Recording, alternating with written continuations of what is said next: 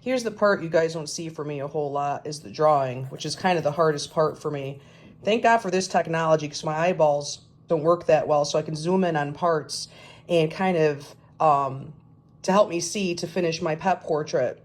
I've done enough pet portraits where you see this dark area here. I kind of know what a dog's nose looks like. And I'm not going to go too crazy with the details because I'm going to create more detail when I do my painting.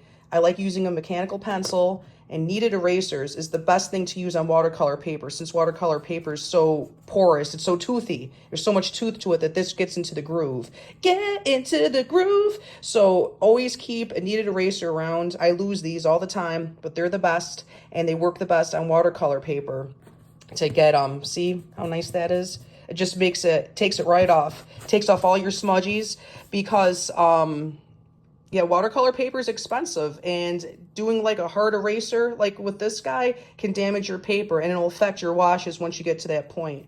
So I'm going to continue to draw upside down with the help of my handy dandy iPad. Why did I sound southern there? I want to say iPod. Nobody has those anymore, right? This is an iPad. So I'm going to finish my drawing and then I'll pop back in when I start painting.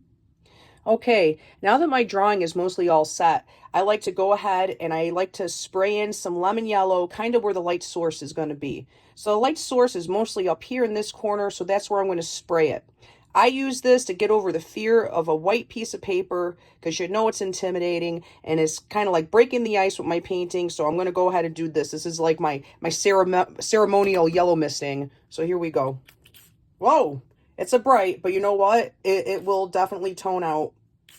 It'll get covered up. So I like to do this to kind of just break the ice. It's a little bit more intense than I usually like it. I just made a new batch of this, but it's going to dry lighter and it's going to get covered up with some other layers of watercolor. So this is like my first layer of the light lemon yellow. I got some plain water here. I'm going to just mist that out and just soften that up a bit. So I'm going to come back. I usually like to let this dry completely for like an hour or two overnight. So this is my first step. So step number 1's complete. I say that in my brain and it makes the whole process a little bit easier. All right, so now we get to my most favorite part of the whole process is the background. This is the most fun in the world for me. I'm going to go and blast in some blues and purples and turquoises. That's what my customer, she wanted all those pretty colors, and that's going to work out perfectly with the white and the beiges in this dog. So I'm going to go ahead, I'm going to work dry, and I'm going to work fast, and I'm going to throw in my salt. And this is where you set it and forget it. So this is some real cooking show stuff right here. So I'm just going to get my mise en place ready. I got some salts. What's this? This is flake sea salt. Boom. I'm going to put this here. I'll throw some, ooh, watch, I'll hit my tripod. Very professional. Here's some Epsom salt. And what do we got? I just need some old school table salt. They all look different. They all make different things happen. Okay. I don't need my reference picture out, but here it is. My poor iPad's covered in paint. You can imagine how much paint I have to scrape off this poor thing. So I'm just going to go ahead and work quickly because that's when I'm going to get the best results in paint. So hopefully I don't get my moo-moo in this or my hair. So let's just hop to it. So can you see my palette? Yeah, you can see my palette. I'm mixing some purples. I'm getting that all mixed up. And then I'll do some blues and turquoises and I'll mesh with the yellow spray that I did earlier. So here we go. Pow. I want more pink in that. And I adjust as I go along. If I don't necessarily love these colors, I can always adjust them later. I can always make them more blue or more pink or more purple. All right, it looks kind of mauvey, but I'll work with it. And what's fun too is after I lay the background in, I can go in and wisp out some of these white hairs. You know what I mean? So I'll go over the top of the background. All right, let me sit down while I'm standing. Don't need to get all excited here. That's what I'm talking about. Doesn't have to be perfect. None of this has to be perfect, okay? We're just gonna bang it out. This is just the first layer. There's lots of layers, like an onion, you know? Lots and lots of layers. Okay. When I get to the part where I kind of sprayed some yellow, I'm going to thin it out. I'm just going to go over it. And it's going to make some accidental greens. It's going to mix optically to make some beautiful green hues. Look at that. Okay. Okay, and so I'm just going nuts and having fun. See, and this is at a point where it's kind of dry, but not so much. I'm going to wait before I throw in some splatter. Let me get this even, Steven. Let me get some more purples over here at the base. Oops, that's more red than I want. See, nothing's ever perfect, but that's okay. This isn't about perfection. We're going to make something cool, and it's got lots of different phases and arrows to it. I sound corny, don't I? Phases and arrows. Ooh. Okay. I'm going to do some wet splatter. Pow, pow, pow. This kind of looks like salt. Kind of the same effect, but a little bit different. But I love doing this. I throw in my wet splatter first. That's kind of pretty. We'll do some of that flake sea salt. This is where I'm going to have to come back after it's really dry to see what this does. This is where you got to be patient and not screw around and touch it a whole lot. You know, the whole less is more thing, which is hard for me to deal with. Okay. How cool that looks already. I'm going to break some more of these purple colors up here by the blue, I think. So I'm just going to splatter them in while it's still nice and wet. And I'm going to adjust all this too. So this isn't going to be what the final painting looks like. Final background anyways. 9/8. You know, my pass. Oh, come on. I might get some of this dark purple I have and add it to my dog if I can ever get this reference up. There we go. I mean, yeah, it took long enough, huh? All right. While I have this nice color, might as well just throw in a quick layer. You know, it's all about building up the onion layers. That's no joke. That's a real technical term there. Okay. The eyes. The eyes are the most important part, so I start putting layers in that as well. And this is a light dog, so I have to be careful not to go too crazy because there's lots of colors in this white and beige, but I got to make sure that I don't go overboard or I'll look cartoony. So I got to use some self-control when painting light colored animals. All right. So I'm going to let this marinate in the fridge or on my desk and see what happens. So I'm going to let this dry completely and come back to it. Because at this point, I don't want to screw around with the dog. Because if I do, then the background colors are going to bleed into the dog, and I don't want that to happen. I want this to stay separate and crisp. So I'm going to use that self-control I talk about and walk away. Because this is fun right now. This is fun, putting in all these colors and stuff. I want to do more, but I got to stop. Or you're going to get that mud. And we don't want the mud. So I'm leaving. Okay, I'm back, and we are completely dry. So that's when I can just go ahead and rub off all this salt with my fingers. Let's take it to right side up land and see what we got. All right, very cool. I like the blues and purples. I'm going to do a little bit more blending to make it a little bit more cohesive. Yeah, you just saw me put that paper towel in my water. So I'm going to get my fatter brush, and I'm just going to adjust some of the colors a little bit. I want the blues to pop a little bit more, and I want my purples to sing a little better. So I'm just going to go ahead. And this is just all, now I'm just doing some light glazing on top of this wild wash I threw down just to soften things up and make them, bring everything together. I'm going to add some blues down here too. I want to make this more purpley, but as I build up the dog, I'll add more purple tones. This is always a work in progress, the background. I mean, you could just throw a bunch of stuff down and leave it, but I usually like to adjust things as I go along.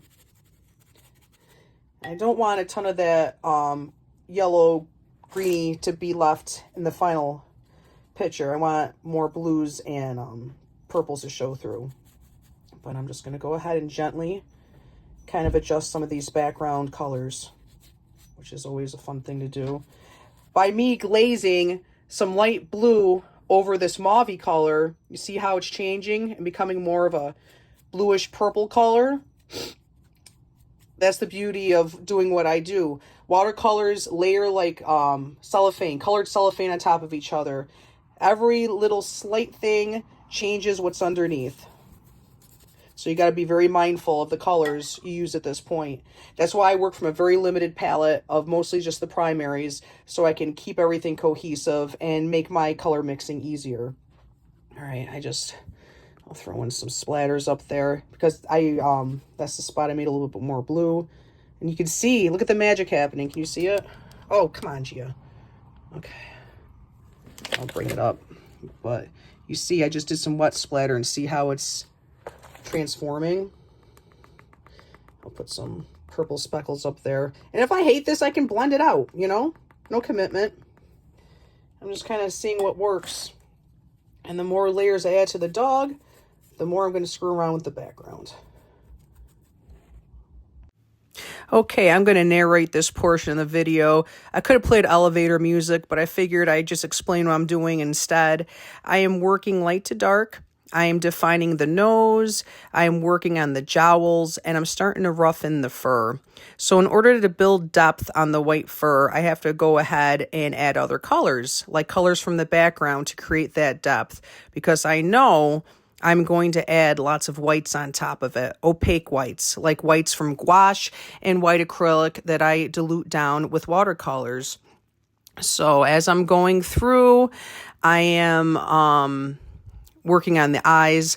I'm splicing a lot of different sessions together because you could tediously watch this, but you know, so I'm adding more darks. I flip it all sorts of directions so I could see it from all different angles. That's always very helpful. I'm adding more to the background. I can make the background nice and dark because the darker I make the background, the more the pup's going to pop out. So eyeballs, nose holes, lips.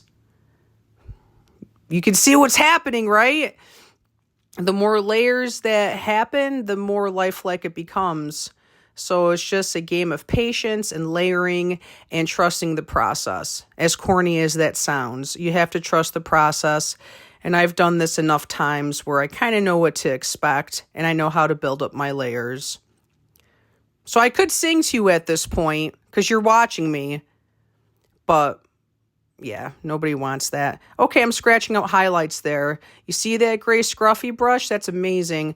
I always scrub through layers of watercolor and blot it with napkins to create highlights. More of the same. This is the ugly teenage part of everything. It's coming together though, I think. And once again, having time in between the sessions, you come back and you see all the mistakes and things you need to adjust. So, yeah. Actually, let me try to find some elevator music for the last couple seconds. It might be fun. Hold on.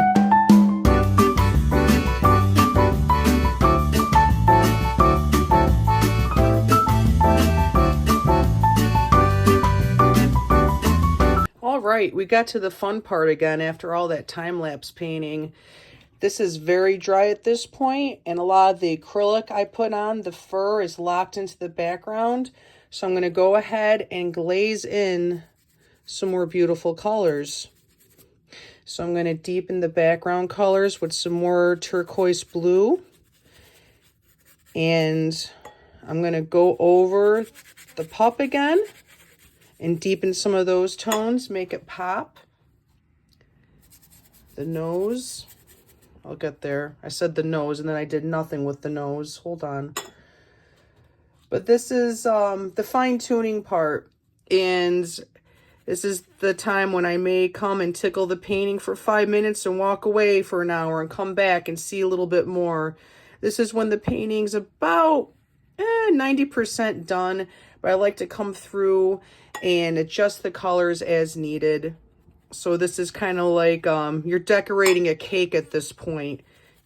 All the hard frosting's done. Now you're just adding like little roses and like leaves and vines. You're just kind of like doing the little detail-y stuff. So yeah, buddy. I hope my friend Rhonda enjoys this painting. And her daughter, Cora, too. I hope she loves this. And I had to put a clip on this, if you notice, because my painting got so wet, it separated from the block. This is a block of watercolor paper. And usually it holds firm, but I was working really wet, so I just had to, like, clip it down. Because I was getting wild, apparently. All right. I'm going to let this set for a minute, and I'll come back with the exciting conclusion.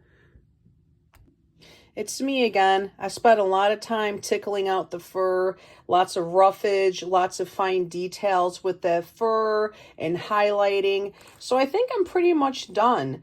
And since this is coming off the block, I'm going to take it completely off the block. See, there's a beautiful creamy new piece of paper for me to work on next. And I'm going to put this in a portfolio for a couple of days just to flatten it out so then I can package it. And I usually package my pet portraits with a backing board and plastic that seals, so it stays nice and clean and fresh for when it gets framed, hopefully matted and framed. I do like to work in custom standard sizes. so this could pop into a frame. So this is a 12 by 16, which a lot of frame places, craft stores, it's readily available. So I hope you enjoyed me painting this pet portrait. Hope it was interesting. If you have any questions, leave them in the comments. I really hope my friend Rhonda enjoys this painting and her daughter Cora likes it too. And happy birthday, Cora. And yeah, this is a beautiful dog. I enjoyed painting this painting, and like I said, white's a little hard for me, but hopefully I was able to create depth with the fur, which is hard in watercolor. That's why I add gouache and white acrylic. So I'll see you next time, guys. I got a couple more pet portraits on the books, and I'm going to record everything. So please like and subscribe. Peace out.